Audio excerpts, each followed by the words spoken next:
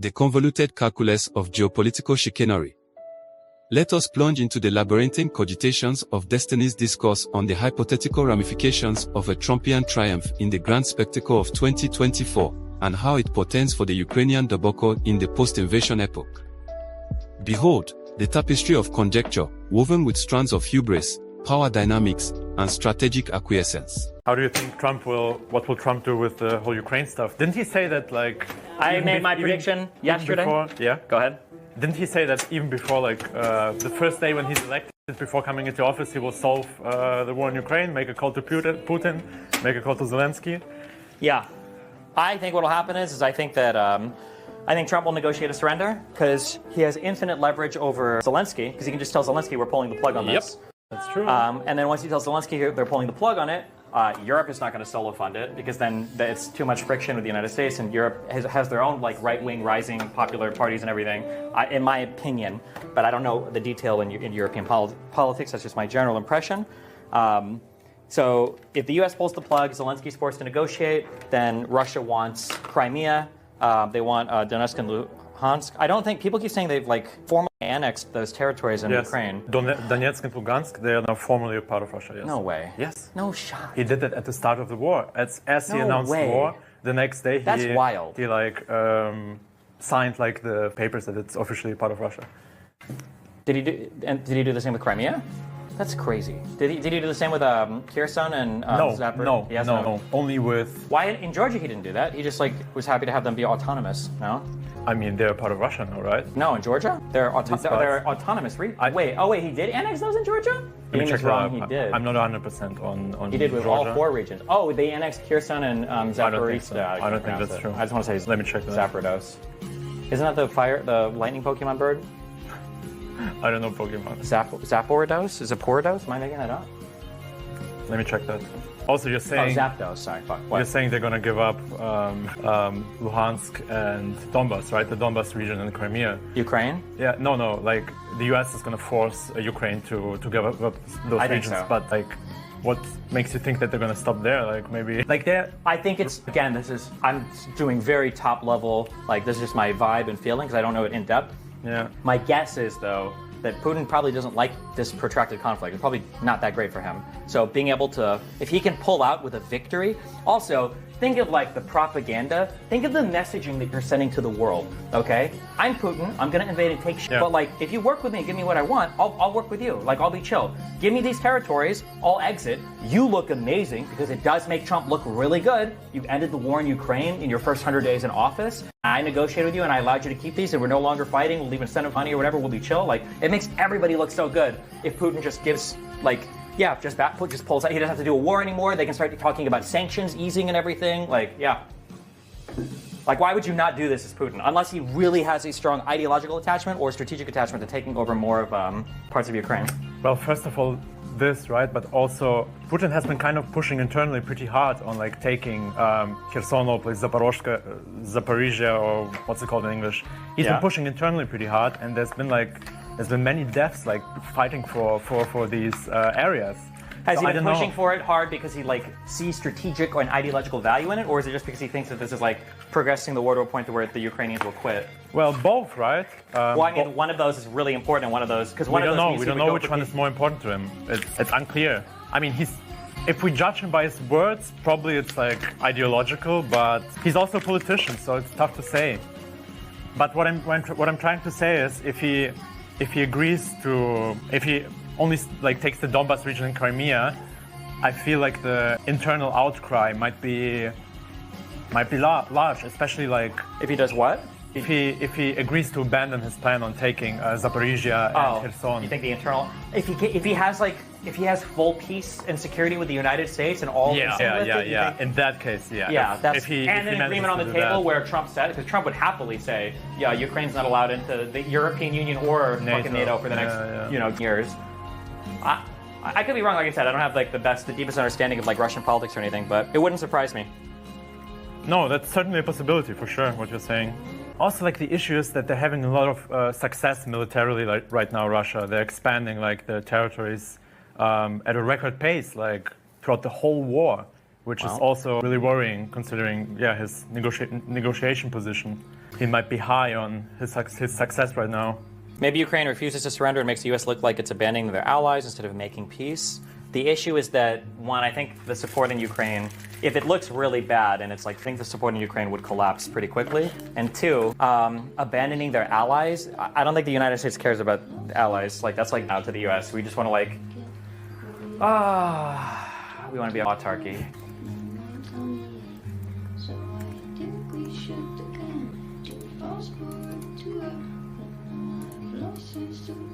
Oh, you know what would be crazy?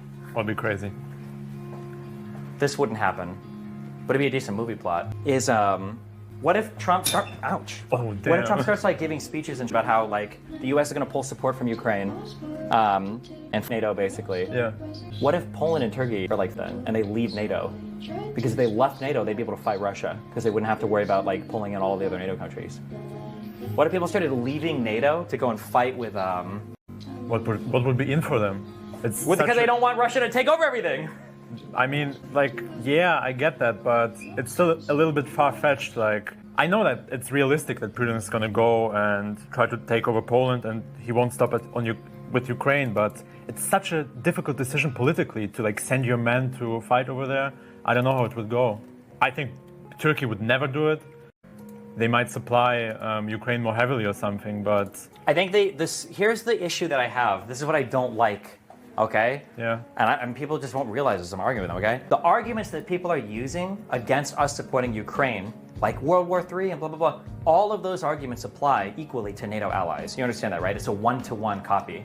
So if those arguments are good enough to convince Americans, oh, we shouldn't be, because it might be nuclear war, it might be World War III, if he invades Poland, what changes? Yeah. It's Nothing. the exact same thing. It's the same thing, absolutely. Yeah. It is. So that's scary to me. I don't like that.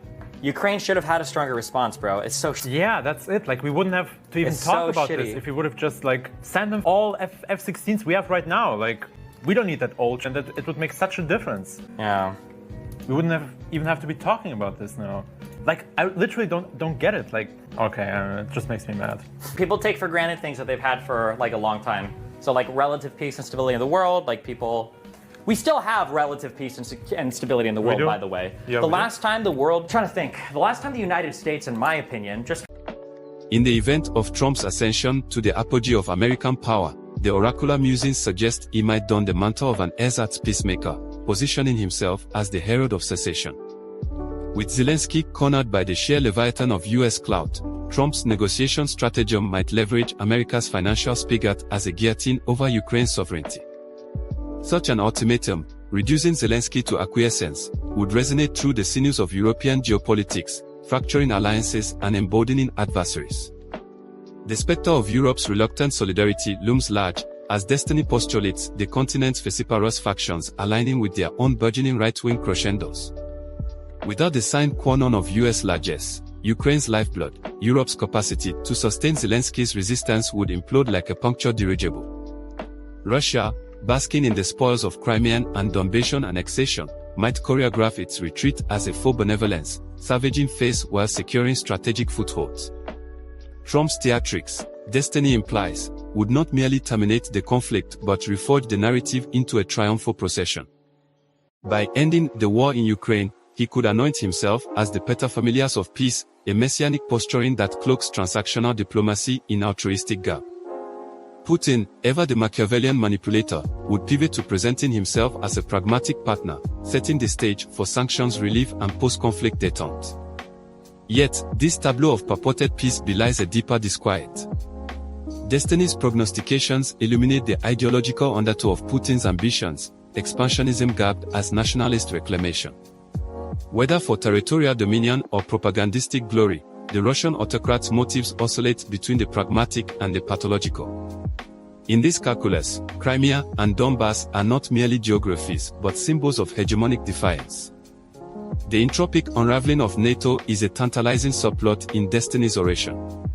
Trump's withdrawalist tendencies could stoke fissures within the alliance, leading peripheral states like Poland or Turkey to contemplate secession for the sake of unilateral action. Such a scenario, though seemingly implausible, gestures at the precarious equilibrium sustaining collective security. The centrifugal forces unleashed by US abdication might catalyze a cascade of disintegration. This hypothetical erosion of NATO solidarity lays bare the duplicity of isolationist rhetoric.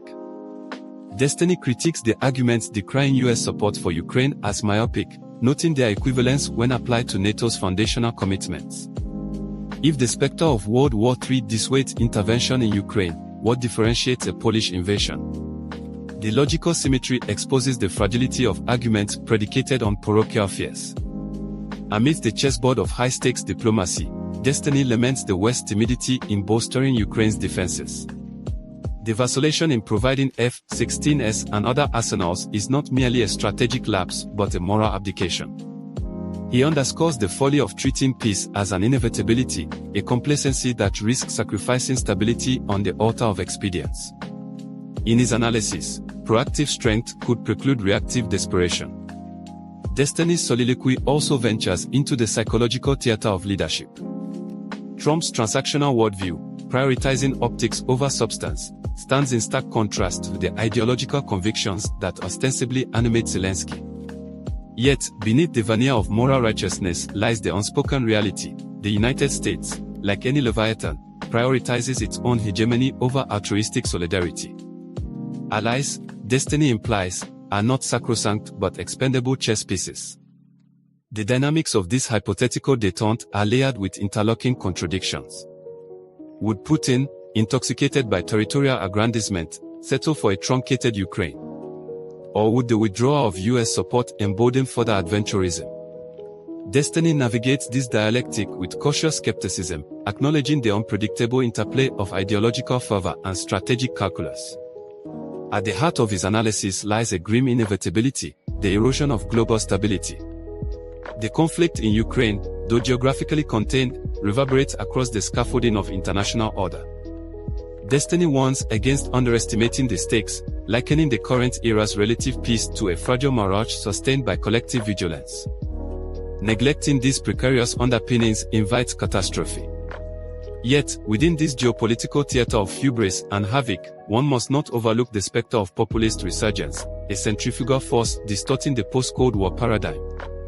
Destiny's analysis hints at an unsettling reality. Trump's potential return to power is emblematic of broader global trends where nationalism and self-interest supplant multilateralism.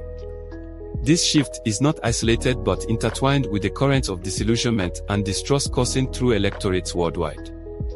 The unraveling of international cooperation, spurred by leaders who wield insularity as a badge of honor, may herald a new epoch of instability, where the scaffolding of global security collapses under its contradictions.